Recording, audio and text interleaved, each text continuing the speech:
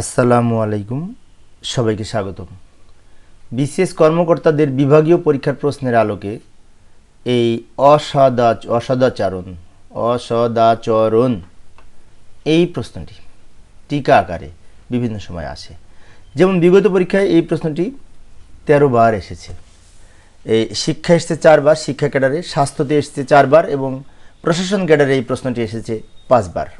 মোট 13 বার এই প্রশ্নটি পরীক্ষায় এসেছে। প্রশ্নটি খুব সহজভাবে আমি এই বিশেষ করে বাংলাদেশ সরকারি কর্মচারী শৃঙ্খলা আপিল বিধিমালা যে 2018 আছে এর আলোকে এবং অন্যান্য সহায়ক বইয়ের আলোকে আলোচনা করার চেষ্টা করব। তো প্রথমে আমাদের লিখতে হবে অসদাচরণ কোন বিধিতে বলা আছে। এই যে লক্ষ্য করি, সরকারি কর্মচারী বিধিমালা 2018-তে বিধি 2-এর খতে এই অসদাচরণ সম্পর্কে বলা রয়েছে। আমি আবারও বলছি, লক্ষ্য করি, সরকারি কর্মচারী বিধিমালা 2018 2-এর খতে এই অসদাচরণ সম্পর্কে বলা হয়েছে। সেখানে কি বলা হয়েছে?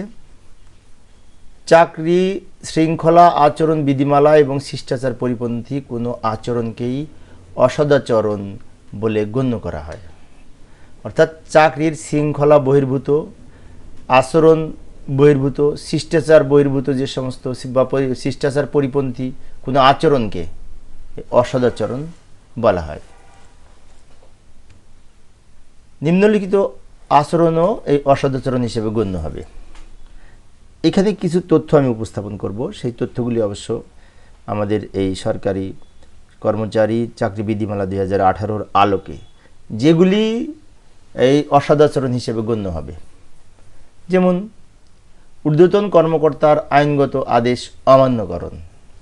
ঊর্ধ্বতন কর্মকর্তা সিনিয়র যিনি থাকবেন তিনি আদেশ দিয়েছেন, সেই আদেশ যদি অমান্য করে সেটি অসদাচরণ হিসেবে গণ্য হবে। কর্তব্য অবহেলা প্রদর্শন, কর্তব্য দিয়েছি, কাজ দিয়েছি, সেই কাজটিকে যদি অবহেলা করি সেটাও অসদাচরণ হিসেবে গণ্য হবে। আইনগত কারণে বা আইনগত কারণ ব্যতিরেকে সরকারের কোনো আদেশ, পরিপত্র বা নির্দেশ অবজ্ঞাকরণ। সরকার একটা নির্দেশ দিয়েছে, সেটা আমি অবজ্ঞা করে পালন করলাম না। সরকার একটা আদেশ দিয়েতে পরিপত্র জারি করেছে, সেগুলি আমি নির্দেশসমূহ যথাযথভাবে আমি বিশেষ করে পালন করলাম না, তাহলে এগুলিও কিন্তু অসদাচরণ হিসেবে গণ্য হবে। সেজন্য বলা হয়েছে আইনগত কারণ ব্যতিরেকে। আইনগত কারণে কোনো কিছু থাকতে পারে, সেটা ভিন্ন বিষয়। কারণ ব্যতিরেকে সরকারের কোনো আদেশ, পরিপত্র ও নির্দেশ অবজ্ঞাকরণ, এটাও কিন্তু এই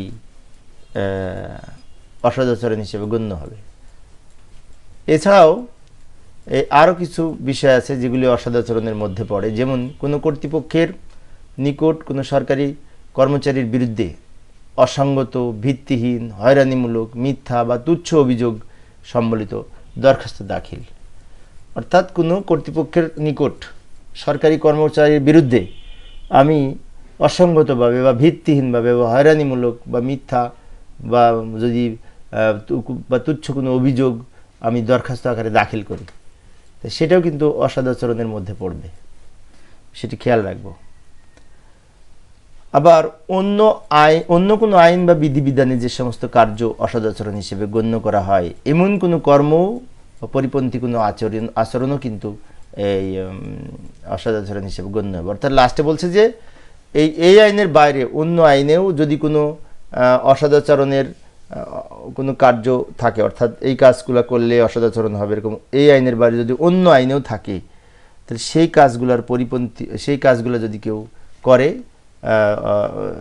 তাহলে সেগুলোও অসদাচরণ হিসেবে গণ্য হবে। সেজন্য বিশেষ করে আমাদেরকে সঠিকভাবে দায়িত্ব পালন করার মাধ্যমে, বিশেষ করে সঠিক আচরণিক ব্যবহারের মাধ্যমে আমাদের কর্মে প্রত্যেকটা কাজ এবং সিদ্ধান্ত সঠিকভাবে বাস্তবায়ন করা উচিত বলে আমি মনে করি।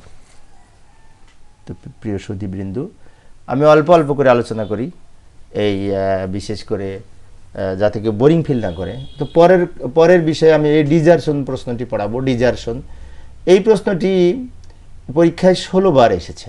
16 বার এই প্রশ্নটি আলোচনা করব। ডিজারশন কোন বিধিতে বলা আছে, এটা কি, এই সম্পর্কে সংক্ষেপে আলোচনা করার চেষ্টা করব।